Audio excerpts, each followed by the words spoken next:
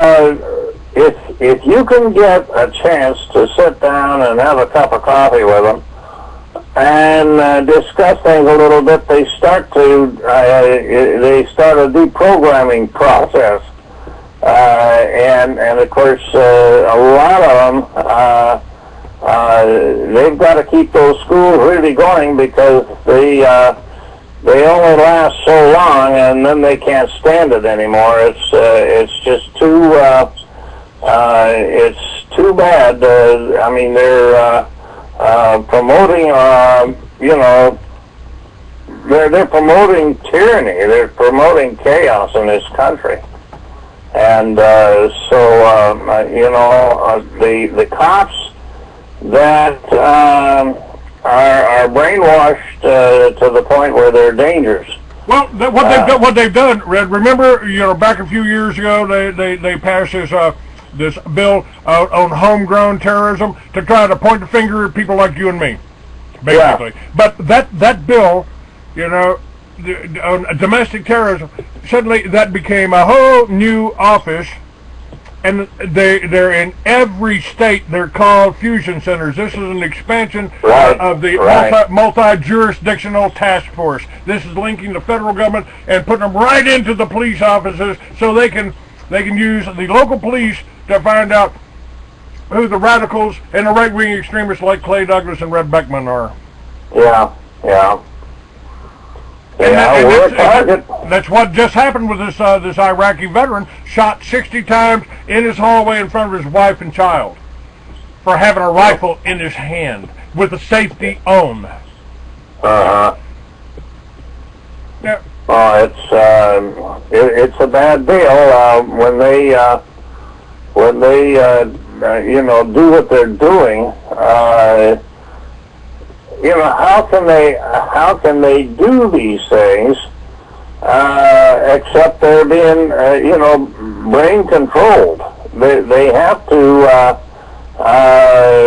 have been really programmed to do these kind of things. Isn't that what they did with the German people? Were never our enemy. The Zionists declared war on the German people, and then the Zionists just like the neocons here, they're behind the scenes. They're controlling that, and they're picking off any of the enemies that are trying to tell the truth about what's going on. And it's all of these secret services, and probably including the Secret Service, they're working for the banksters. They're working for the one world government. I mean, when your president gets up and announces, now we can see the new world coming into view. They're turning these out of these brain damaging factories, schools. They're turning them out, and I'll tell you, they're everything I can gather is that they're turning them out as fast as they can. They reach right down in your local police and get them to send their people to these schools, and some of them go for weeks and weeks. And boy, I'll tell you, they are mentally manipulating these people. And we've got to watch them. We've got to pay attention to what they're doing. Red, that brings up another story. I just did this story for Veterans Today about the Jerry and Joe Kane. Jerry was going around the country lecturing on, about the mortgages, talking about the banks, and they set them up. They set them up to be killed by the West Memphis Police Department. They sent somebody through, they killed 2 police officers, and then they tried to frame them for it and tried to point the finger at them. They got shot more times than Bonnie and Clyde on a Walmart parking lot without any trial, without any proof, without anything there. That was one of the worst stories to come out of this in recent times. I mean, it was so blatant. A case of just absolutely overreaction and such, and there wasn't any question but what those two poor people were just set up. No question about it. I mean, they left plenty of bloody tracks. And the whole aftermath from that, Southern Poverty Law stepped in and made a film with the police chief, whose son had been killed, with the police chief, to point the finger at the sovereign citizens. I mean, what's a sovereign citizen? Somebody that believes they're free? Yeah. Let me do this very quickly here, just to remind people. We can see a new world coming into view. A world in which there is the very real prospect of a new world order. The new world order does not mean surrendering our national sovereignty or forfeiting our interests. And I won't come in your mouth and the checks in the mail.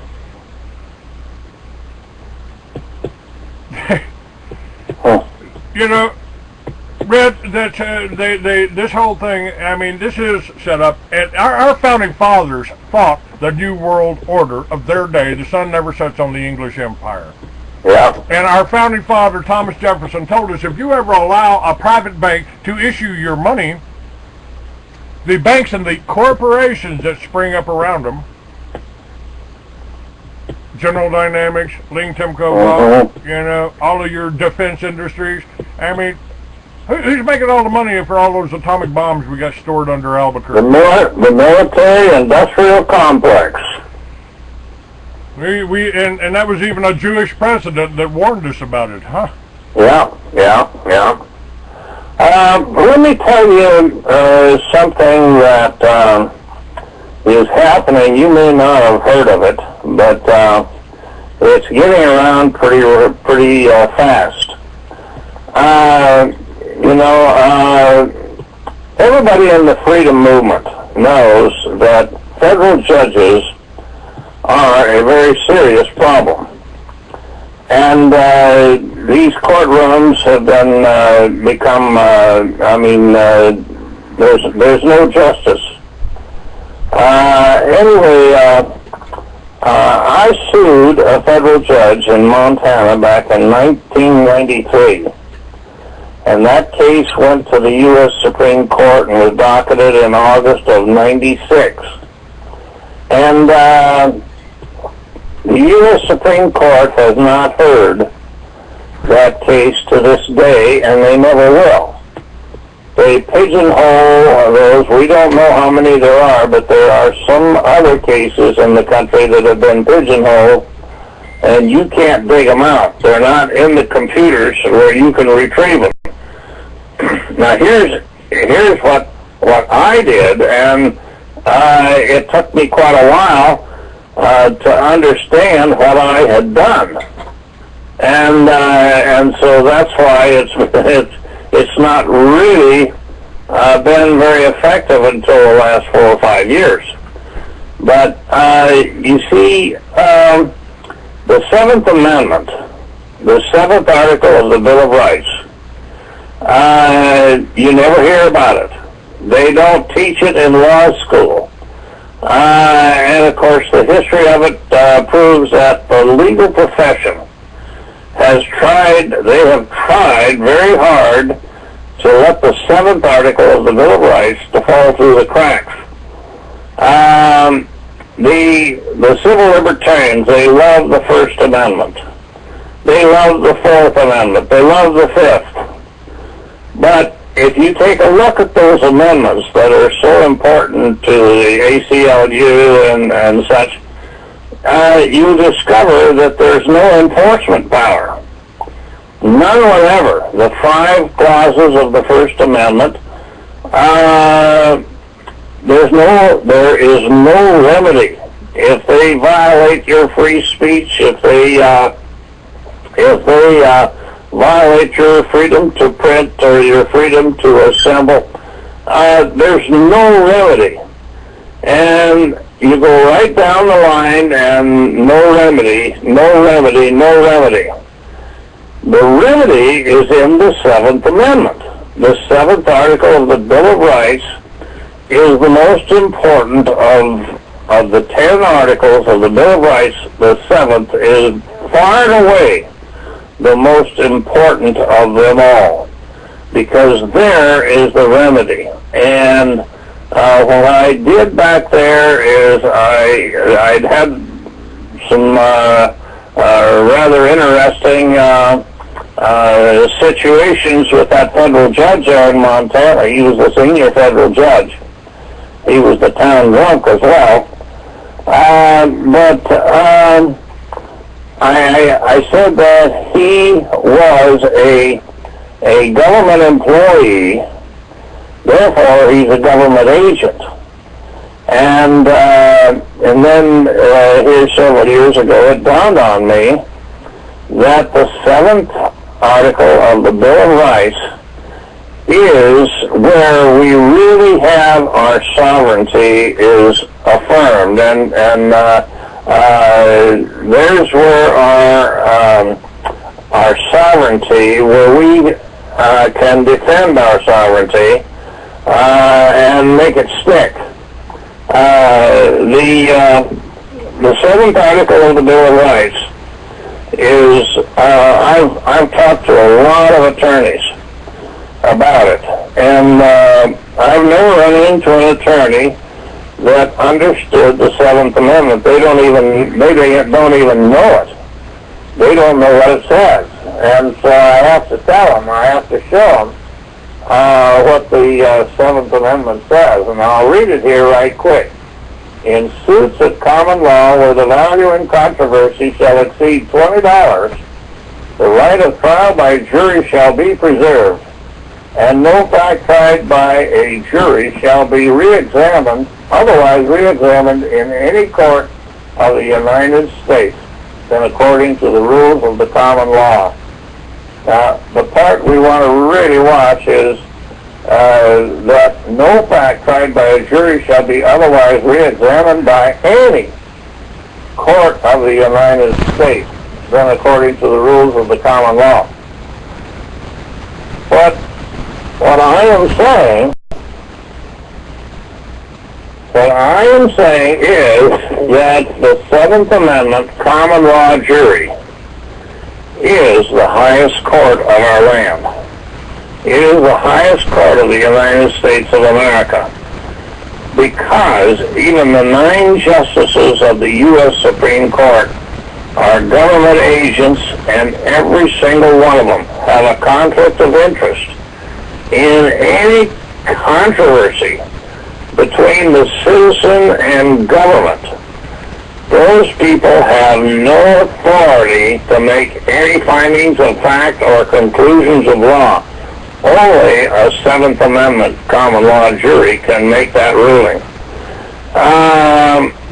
I have been challenging attorneys and such all over this country. And of course the tax court, I think we're going to be able to use this information to destroy the tax courts.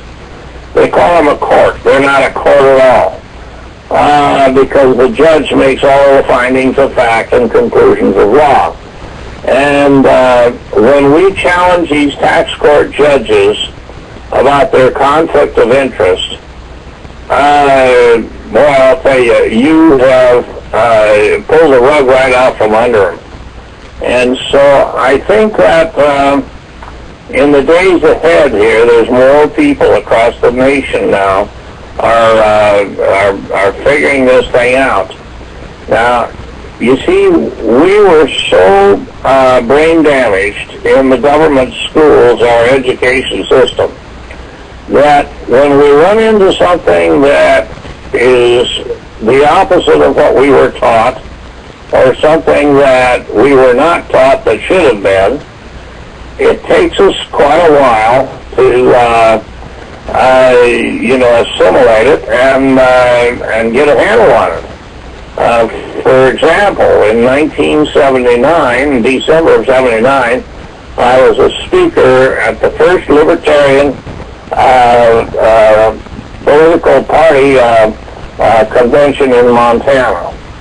There were 2 gentlemen there, Larry Dodge, a PhD, an associate professor at the University of Montana, and Larry and Don Doig, a super educated microbiologist. They were both there and heard my presentation. It took 10 years for them to really get a handle on this, and it wasn't until 1989 that they formed the organization called Fully Informed Jury Association. And, you know, I've seen this back in Maryland. There's a gentleman that has had a long 25-year battle with the Internal Revenue Service. When I explained this to him several years ago about the conflict of interest, that we don't have to take this nonsense from these federal judges. All we have to do is put them on judicial notice of their conflict of interest, and it cuts them right down to size, right quick. Anyway, I explained this to him several years ago, and he thought I was nuts. But now, it took some time, it took some years. He writes beautiful legal papers. He's doing a very good job, and now he is really dangerous because all this paperwork that he does, he puts it in there. The judge is a government agent, and he cannot make a finding of fact or a conclusion of law. It has to be a jury that makes these decisions. And so this is just a little bit of what's going on out here that I've been had a little part in it, and it keeps me going, I guess. The fact that I can come out publicly and say that every federal judge in the United States of America, every one of them, there's over 1,000 of them, every single one of them could be prosecuted criminally, and they should be locked up in our prison system for the crimes that they have committed against the American people. They want to be sovereign. The U.S. Supreme Court and the lower courts, they are exercising sovereignty that doesn't belong to them. Sovereignty belongs to you and me at our level. You cannot be a government agent. You can't be a government employee. This whole film was they featured it on 60 Minutes, but 3 months before that, the same information came out from Southern Poverty Law, trying to demonize sovereigns. And they are scared to death of the grand juries. That's why they're controlled by the DA. It should be us. They're afraid of the people getting together, putting 12 people together, 12 intelligent Americans together, and making a decision that the Supreme Court can't even overturn legally. Is that it just cuts some guys down to size, and they become just another government employee. And boy, this is painful for them guys, because they have been an egomaniac bunch, and they've been exercising sovereignty. They've had the final say in the law. I went to the National Tax Strike Convention in October of '76 in Denver, and one of the old pioneers in the freedom movement, Claire Kelly, she gave a definition of what sovereignty is, and she said, sovereignty rests upon those who have the final say on the law. And I have never forgotten that definition of sovereignty. Those who have the final say on the law. For too long, we've let the courts, the Supreme Court and the appellate courts, have the final say on the law in this country. And we've got to take that power away from them. That power was only there as long as we were ignorant and manipulated, mentally manipulated by the system. Now that has come to an end. We're not going to be manipulated in the future. And sovereignty, if you talked about sovereignty with state legislatures and such 5 years ago, they'd laugh you out of town. Now when you talk sovereignty to state legislators, they listen up. They want to know what sovereignty is all about. And like I say, it takes years to overcome this brain-damaged minds of ours to correct that. It takes years. And so right now, we're in a situation where state legislatures all over this country are debating and discussing sovereignty and what it means. And what they're getting the picture of, of course, is that the states have a sovereignty over the federal government. And they need to exercise it. And you've got some states out here that have made some pretty bold moves, and you're going to see a lot more in the days ahead. Well, here in Arizona, you know, the federal government is suing Arizona because they want to let the local cops enforce U.S. law. Yeah. Right. How ridiculous can we, how much ridiculous stuff like that can we stand? Well, can we tolerate it? You know, we do have to stand up. I think you're absolutely right. And you know, we're not the rebels here, folks.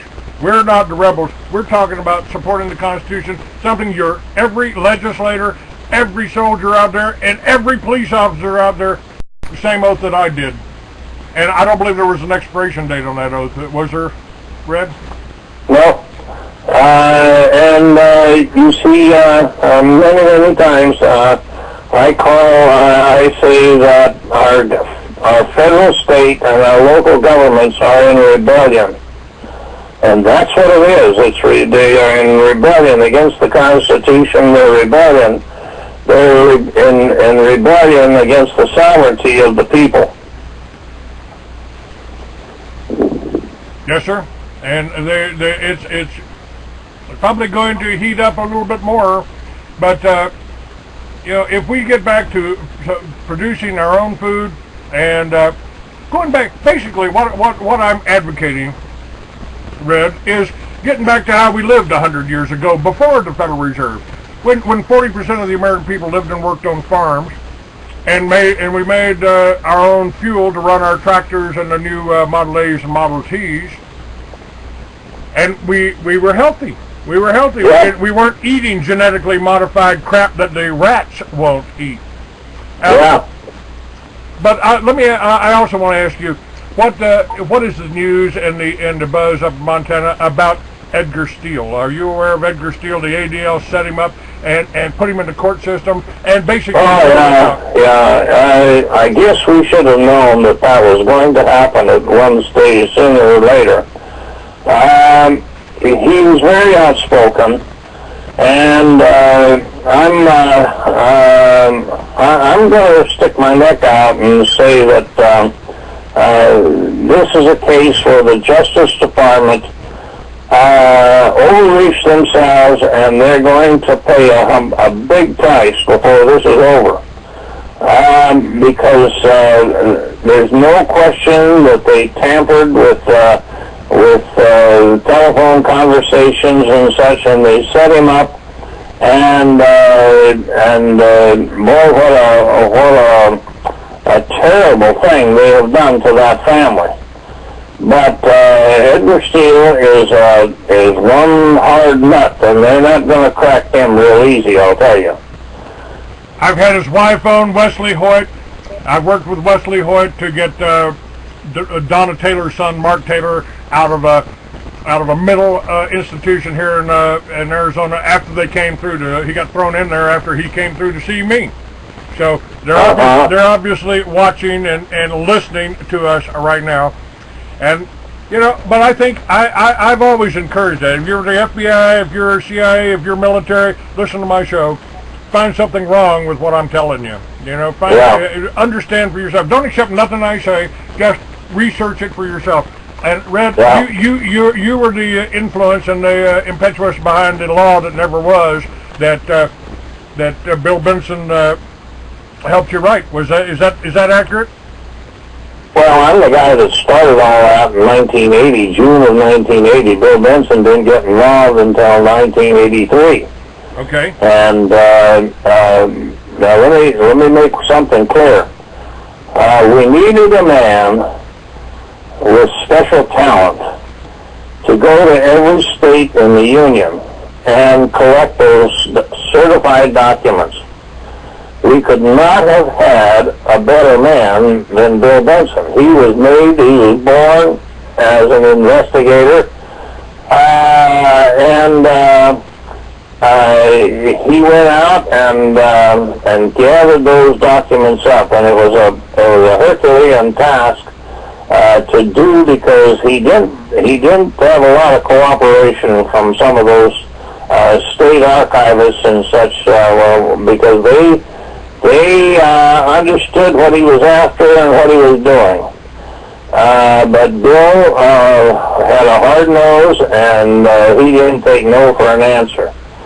Bill was not really a constitutionalist when this all started, but he has come a long way. Of course, his health is really bad now, too, and Bill and I are just a couple of octogenarians now that we've seen our best days. But like I tell people, go ahead. I intend to kick butt after I'm gone, because I got enough books and enough videotapes out there that will go on and on and on, and when I'm in my grave, I'll be kicking butt.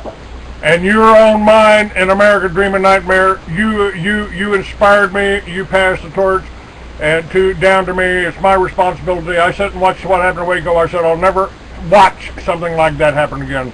That's why I started the militias. That's why I started Free America. And Red Beckman, thank you for being on with me. God bless you. Thank you for your work, sir.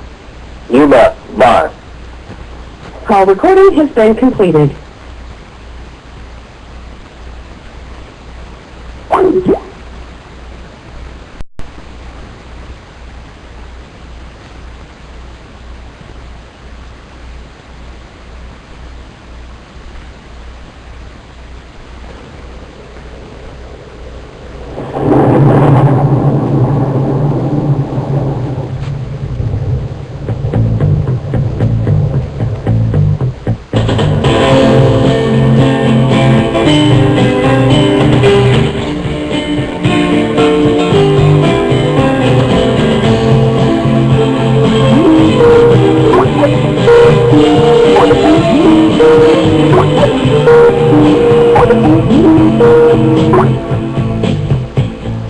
How can I convince you when your ears refuse to hear? You turn your heart away from me each time when I draw near. Your eyes refuse Hang on, Ann. with mine, they glide away in fear. As if you should not look at your reflection in the mirror. How can I explain to you when you won't understand? You scoff me and you mock me and reject the truth at hand. You spread your vicious rumors all across this troubled land. You willfully and knowingly transgress from his command. Your mind has been made of by people you don't know.